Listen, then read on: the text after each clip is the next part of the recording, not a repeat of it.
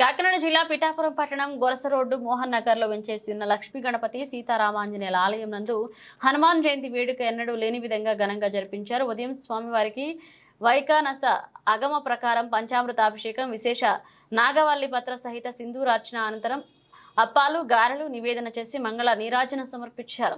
అధిక సంఖ్యలో భక్తులు పాల్గొని పూజలు చేశారు. భక్తుల కమిటీ వారు ప్రసాదం అందించారు. ఈ కార్యక్రమంలో పీవీజీ ఆచార్యులు పూజలు జరిపించగా ఆలయ కమిటీ సభ్యులు, ఏకా సత్యనారాయణ ఆలయ సభ్యులు తదితరులు పాల్గొన్నారు.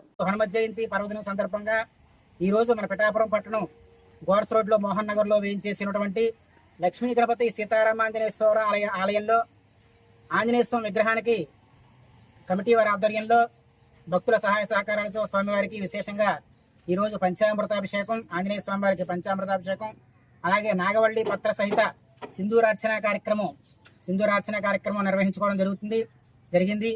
అయితే ఈ కార్యక్రమంలో స్వామివారికి ముందరగా విశక్షణ పూజ, పంచామృత స్నాపన మండపారాధన చేసి పంచామృత స్నానం చేయించి అభిషేకం, స్వామివారికి పంచామృత అభిషేకం జరిపించి విశేషంగా స్వామివారికి నాగవల్లి పత్ర సహిత సింధూరార్చన చేసి మంగళ నీరాజనాలు సమర్పించి స్వామివారికి అప్పాలు, గారెలు స్వామికి దండ వేసి స్వామికి విశేషంగా పూజ చేసుకోవడం జరిగింది.